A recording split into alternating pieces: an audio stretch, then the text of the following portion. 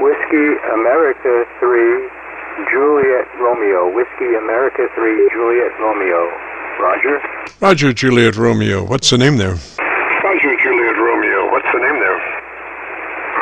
The name is Joe. I'm in north central Maryland. I don't know, I might be too light for you to make any critique of the audio here, but you're a good solid S9 here, Jim. Thank you. Yes, I'm copying you on Milford right now. If you would, why don't you give me about 10 seconds to tell me about your antenna system, and I'll look around and see if I can find a better path. Roger? And see if I can find a better path. Roger? Roger. Well, actually, it's two. I have two end-fed half-wave antenna, which is 71 foot in length. There's the takeoff point of each of those is 12 foot above ground. They're separated by 15 feet. There's their feed points, and they're at right angles of each other. And I use one is a noise antenna, and I phase that against the other. When I say phase, I'm not doing it by magic, but rather with the MJF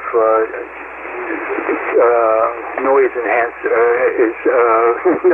whatever it's called, the noise canceling system. Anyway, that's enough of the antennas. They seem to serve me well, though. But they're utilizing two end-feds like this as I have. I can null out noise or accentuate the copy on a particular station. There, I would imagine by now you got the right antenna, Jim. Over.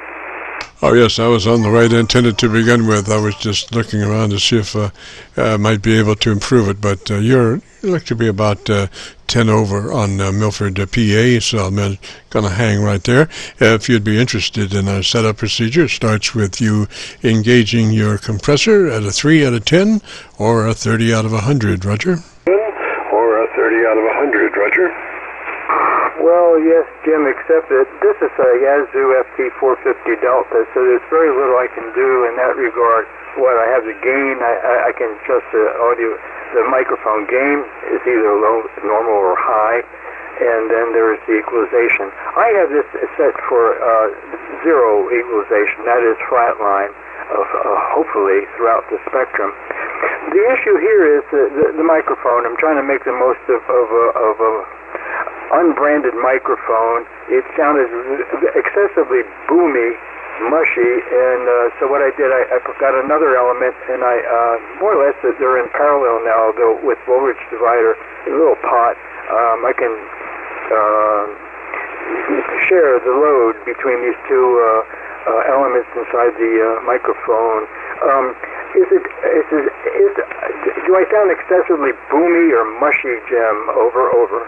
Well, you're missing the upper top part of your audio spectrum, and I'm not sure.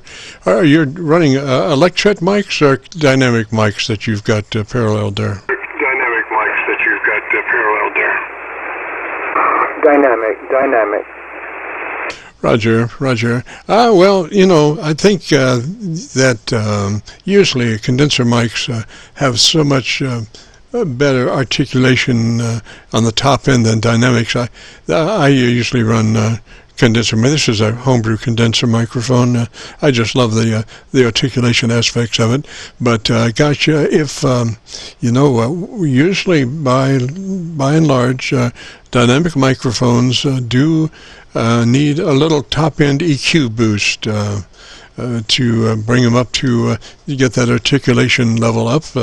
I would suggest, what kind of equalizer does that radio run? What kind of equalizer does that radio run?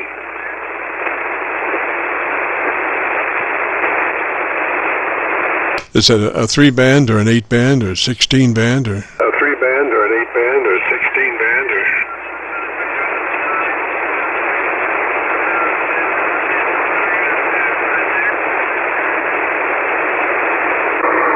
Sorry, Jim. I lost the use of my radio. What type of equalization do we have? It's just presets throughout. It's got 10 presets, and it's Very little. It's the Yazoo entry point transceiver. Anyway, I was attempting to boost the highs on it, but then I was in menu mode and I went to transmit, Jim, and I lost everything here. WA3JR. Roger, Roger. So would that radio have a high boost too? Radio have a high boost too?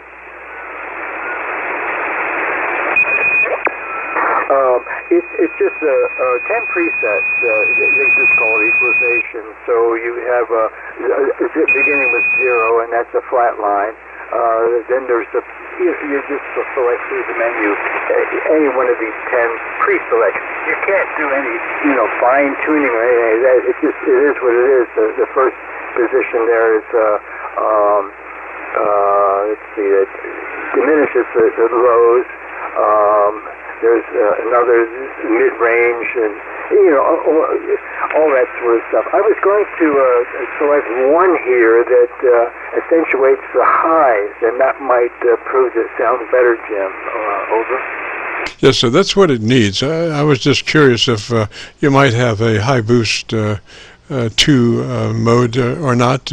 Your maximum, whatever EQ that presets have that has maximum top-end boost. Roger? Maximum top-end boost, Roger.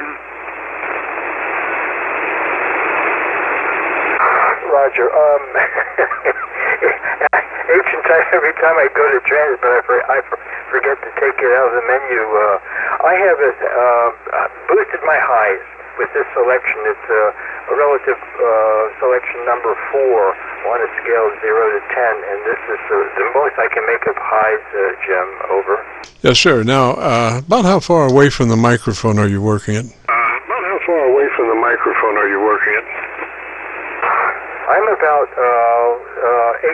6 to 8 inches. All right, pull that down to about 4 to 5 inches. Bring it to about 4 to 5 inches and let me hear you. Bring it to about 4 to 5 inches and let me hear you.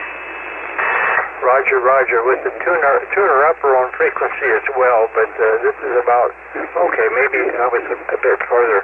This is close to 4 to 5 inches, Jim. Roger, I'm catching a little sideband splatter, but I think that sounds really nice right in that area. The whole thing is microphones sound differently as far as when you're getting closer to proximity. So you got that top end when you went to that last position, EQ position, and I was just trying to get a little more on the bottom end, and I think that about 4-inch point does give you a little more bottom end to match the top end, Roger. A little more bottom end to match the top end, Roger. Roger. Oh, much appreciated, Jim. Thank you. Thank you. What they call monitor mode. I got the headset on. I'm listening just to the audio, but that's not the same as after it gets compressed and rolled around in the ionosphere and comes out someplace same. What I don't want it to sound like is that I'm talking to a vacuum cleaner hose or an empty paper towel dispenser roll. Roger, and that's the idea behind doing that 4 inches. None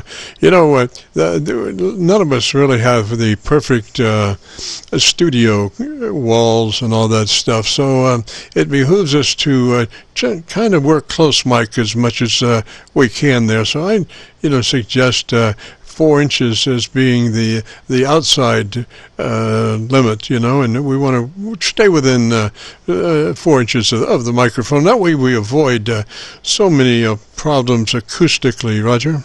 So many problems acoustically, Roger.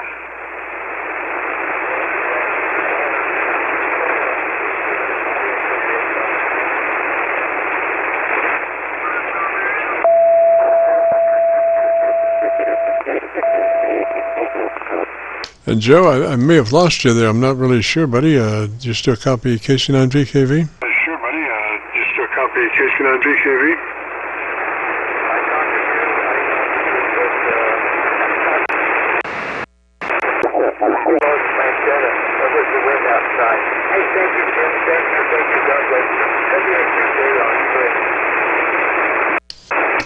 Roger, Roger, Joe, I'm assuming that you had some kind of technical difficulties. Let me just pass along. If you want to hear your radio on the recording, if you go to YouTube, do a call letter search, KC9VKV, followed by the word logbook. That will take you to this recording, KC9VKV logbook on YouTube search, and we'll have it uploaded to YouTube by noon tomorrow. Roger, Roger? Uploaded to YouTube by noon tomorrow. Roger, Roger? Roger, Roger. Thank you, Jim. That'd be a good day on there. Roger, Roger, Joe, 73, sir, and I hope you get your technical difficulty worked out. 73. This is KC9VKV, the Friday afternoon Qso-Vlog net. If you have a radio you want to check out, give me a shout.